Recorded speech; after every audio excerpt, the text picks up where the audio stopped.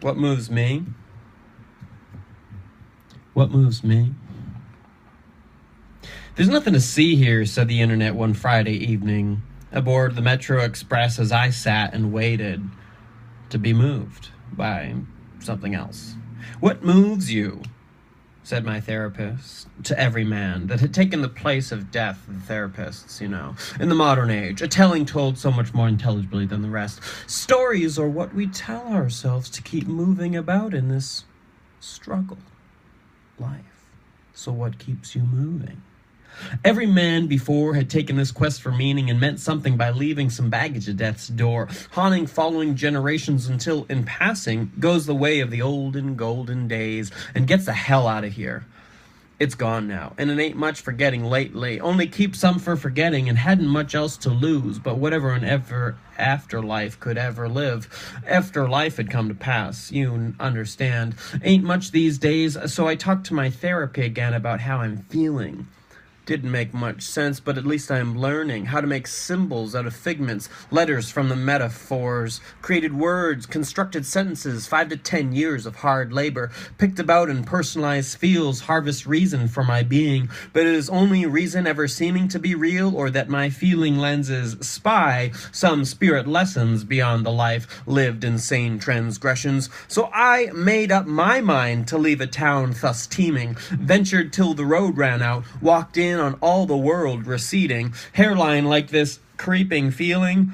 You haven't quite what you'd had before, scratching noggins into bleeding, comb through sands to rake out some relic of a former life, seldom lived but spent believing in some bullshit lie you told yourself just might be healing. Hey, FYI, God is dead.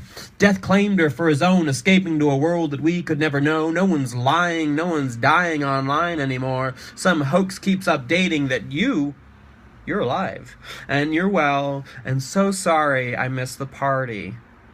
What moves me from this chair? Sitting, waiting to be moved by some vision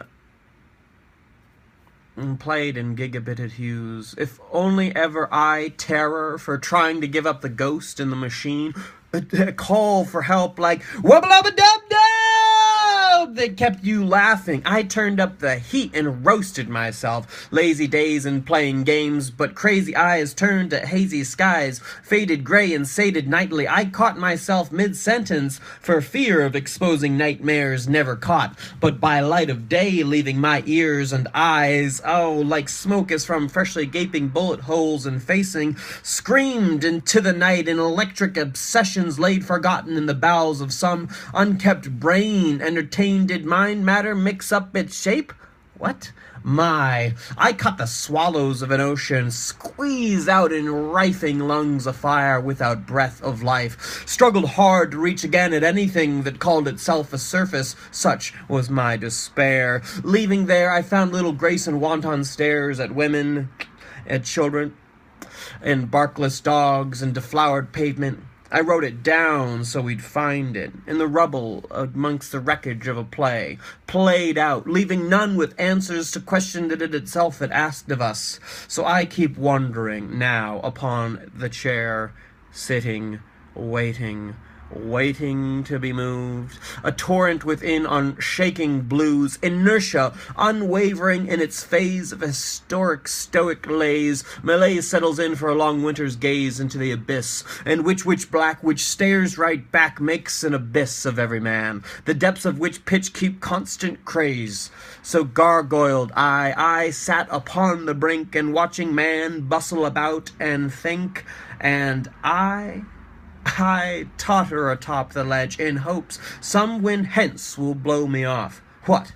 Move me? How dare I to be a mover of anything any person could ever dream might have been quite what we had been thinking we had been stuck right in.